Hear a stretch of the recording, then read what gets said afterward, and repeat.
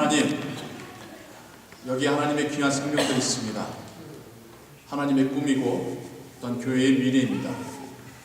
우리 아이들이 어릴 적부터 부모님 통하여, 교회 통하여 사랑을 받게 하시고 진리를 배우게 하시고 잘 준비되어져서 저 세상으로 나아가 하나님 나라 만들어가는 일꾼들 되게 하여 주옵소서. 우리 아이들 건강케 하시고 지혜 주시고 또한 살아가는 그 길 가운데 필요한 것들로 채우시고 좋은 사람 만나는 축복, 또 하나님께서 맡기신 그 재능들을 마음껏 발휘하는 축복들을 누리게 하여 주옵소서. 또한 우리 아이들 가르치고 인도하시는 모든 선생님들과 사역자 위에 은혜를 더하여 주옵소서. 모든 영광 주께 돌려오고 예수 그리스도의 이름으로 기도하옵나이다. 아멘. 우리 아이들 이제 퇴장하며 나갈 겁니다. 우리 박수하면서 보내드립니다.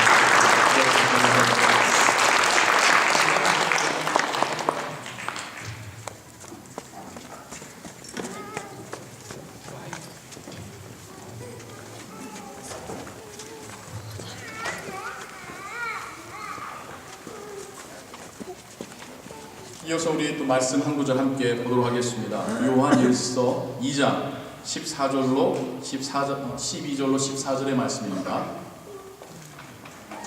짧은 구절인데 우리가 함께 읽도록 하겠습니다. 시작. 자녀들아, 내가 너희에게 쓰는 것은 너희 죄가 그의 이름으로 말미암아 사함을 얻음이요. 아비들아, 내가 너희에게 쓰는 것은 너희가 태초부터 계신 이를 알미요. 청년들아, 내가 너희에게 쓰는 것은 너희가 악한 자를 이겼음이니라. 아이들아, 내가 너희에게 쓴 것은 너희가 아버지를 알았으며, 아비들아, 내가 너희에게 쓴 것은 너희가 태초부터 계신 이를 알았으며, 청년들아, 내가 너희에게 쓴 것은 너희가 강하고 하나님의 말씀이 너희 속에 거하시고 너희가 흉악한 자를 이겼습니다.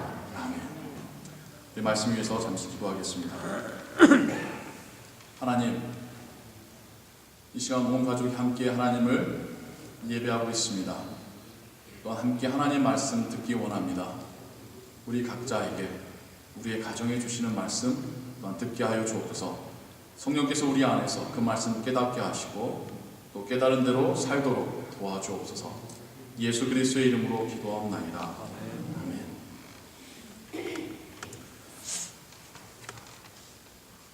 5월은 어느 나라나 가정이라는 주제를 가지고 국가적인 행사든 또는 교회든 동일한 주제를 가지고 해가는 것 같습니다. 가정을 주제로 말씀을 묵상할 때에 신약에서는 교회 가운데 가정의 모습을 또한 발견하게 됩니다. 오늘 우리가 읽은 성경의 본문은 사도 요한이 그가 사역하던 그 말미에 그 주변의 교회들을 향하여 아마 에베소를 중심으로 하는 소아시아 지역에서 걸로 추정이 됩니다. 그 교회들을 향하여 쓴 편지의 일부분을 읽게 되었습니다. 요한이 쓴 첫 번째 편지라고 해서 한국말로는 요한일서라는 타이틀이 붙게 되었죠. 이 요한일서에 가장 많이 나타나는 단어 아마 사랑일 겁니다. 하나님에 대한 설명을 하면서도 사랑을 이야기하고요. 교회 안에서 우리가 서로 사랑해야 된다는 말도 하고요. 또한 세상을 사랑하지 말라는 단어를 말할 때도 사랑을 이야기합니다. 참 많은 여러 종류의 사랑이 있을 것이고 또한 표현의 방법들이 있을 것인데 이 요한일서를 통해서 사도 요한은 이 땅에서의 교회가 어떤 모습이어야 될지를 말하고 있는 것이죠. 그러면서 오늘 우리가 읽은 부분에서 사도 요한은 세 가지의 호칭으로 교인들을 부르고 있습니다. 무엇이었습니까? 자녀들아, 혹은 아이들아, 그 다음에 아비들아, 그 다음에 청년들아. 이 세 가지의 호칭으로 교인들을 부르고 그들에게 당부하고 있습니다. 이 세 호칭이 의미하는 바가 뭘까요?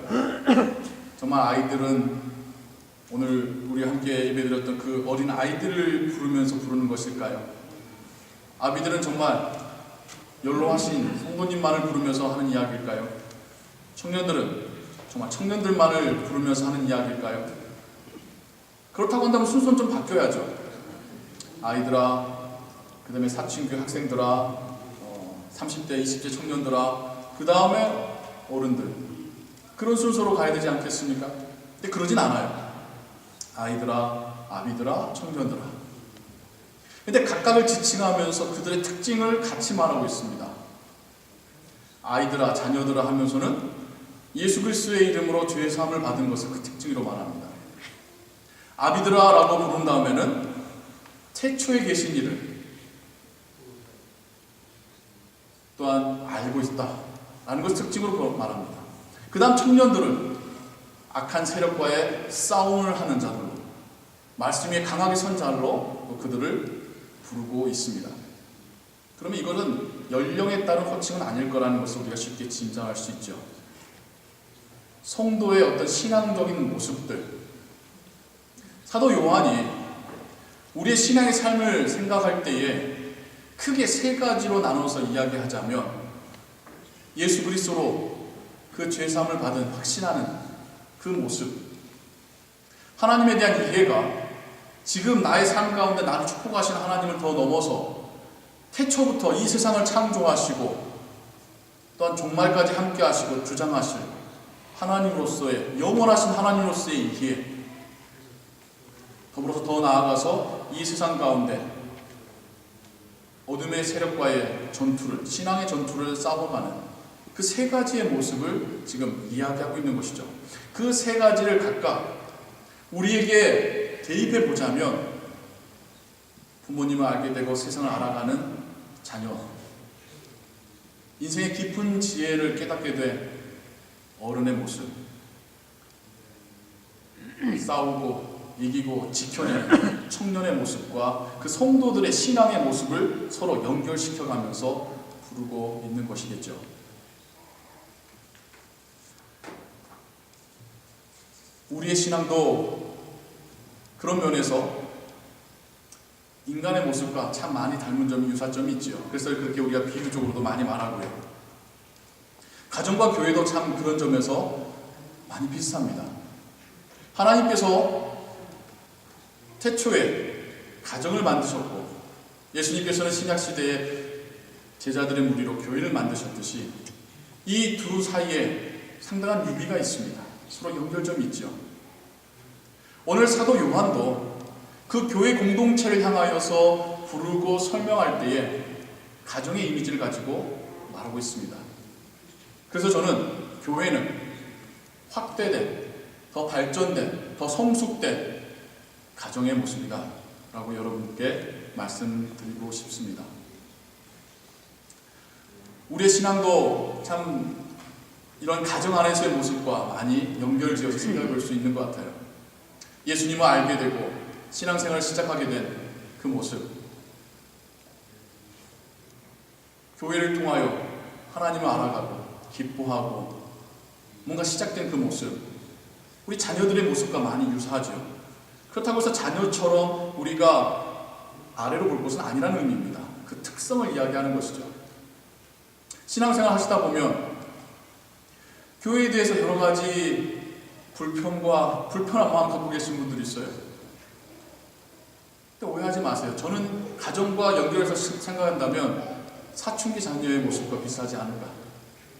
이제 좀 알게 되니까 뭔가 부조리해 보이고 뭔가 불편해 보이는 그 복잡한 마음, 자기도 자기 마음을 어떻게 제어하지 못하는 그 사춘기의 10대의 모습이 또 우리 교회 안에서 교회들의 모습으로 나타나곤 하죠.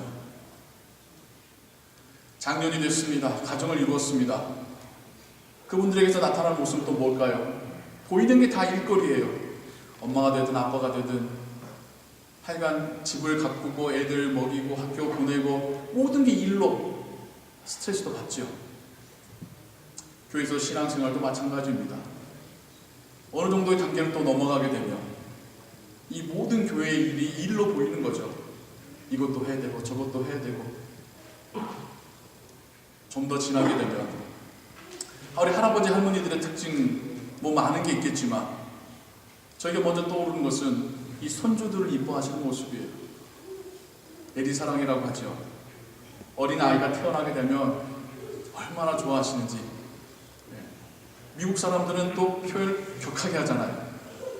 유튜브에서 어떤 비디오를 봤더니 손주가 태어났다는 그 이야기를 알려주자 할머니가 비명을 지르며 좋아하는 그런 모습들 보게 됩니다. 우리 한국 할아버지 할머니들은 더하면 더했지 덜하진 않잖아요. 빨고 있던 사탕마저도 먹여주시는. 신앙생활도 마찬가지인 것 같아요. 하여간 신앙생활 하면서 이런저런 일 다 겪게 되시면 마지막에 가서는 그래, 교회 나와준 것만 또 고맙다. 교회가 성장해가는 모습을 바라보며 흐뭇해하시는 그런 신앙의 모습으로도 성숙해 가시게 되지요. 하나님 우리에게 가정을 왜 주셨겠습니까? 하나님의 나라를 이해하고 이 땅에서의 교회를 이루어가게 하는 중요한 매개체로서 또한 가정을 우리에게 주신 것입니다. 가정을 통해서 우리가 교회를 보게 되는 것이고요. 그럼 그 다음 단계는 뭘까요? 가정이라고 하는 구약에서의 이야기가 신약으로 와서 그리고 오늘날 우리 시대의 교회라는 모습으로 확장이 되고 발전이 됐습니다. 그 다음 단계는 무엇이겠습니까? 바로 하나님의 나라이죠. 이 땅에서의 가정과 교회가 부족했던 모습들, 그 모든 것을 다 초월하고 완전해진 그 모습, 하나님께서 종국에 보여주실, 최종적으로 보여주시고 우리와 함께 하실 그 모습이 바로 하나님의 나라입니다. 가정이, 교회가 종착점이 아니라 하나님의 나라입니다. 가정 같은 것, 교회 같은 것, 그것을 더 초월한 것, 하나님의 나라를 우리 앞에 준비해 놓으셨다라는 그 메시지가 성경이 우리에게 또한 주시는 메시지일 줄로 믿습니다. 우리가 가정을 통해서 하나님의 사랑과 축복을 경험하기 원합니다. 우리가 교회 공동체를 통하여서 우리의 신앙이 더 자라가기 원합니다. 그러면서 우리의 눈이 내 가정, 내 지옥교회만 머무는 것이 아니라 하나님의 나라를 볼 수 있는 그런 신앙의 성숙이 우리 모두에게 임하기를 주님의 이름으로 축원합니다. 기도하겠습니다. 하나님 아버지, 하나님께서 우리를 축복하시며 우리를 먹이시며 양육하심으로 가정과 교회를 주셨습니다. 가정 안에서 우리가 하나님의 사랑을 경험합니다. 교회를 통하여 우리가 하나님의 말씀을 듣고 배웁니다. 그리고 우리는 함께 하나님의 나라를 바라보게 됩니다. 하나님, 우리가 이 땅 가운데서 하나님께서 우리에게 허락하신 가정 사랑하고 귀하게 여기며 또 함께 그리스도 안에서 형제자매된 우리 교우들과 함께 서로를 세워주고 격려하고 함께 하나님의 나라를 이루어가는 우리가 되게 하여 주옵소서. 하나님, 우리의 신앙이 더 자라게 하시옵소서. 하나님, 우리를 통해서 좀 하나님의 나라가 이 세상 가운데 보여지게 하여 주옵소서. 특별히 우리의 가정과 우리의 교회를 다시 한번 돌아보고 귀하게 여기는 이 시기가 되게 하시고 더 나아가서 하나님의 나라를 볼 수 있는 우리 믿음의 눈을 허락하여 주옵소서. 감사드리오며 예수 그리스도의 이름으로 기도하옵나이다. 아멘.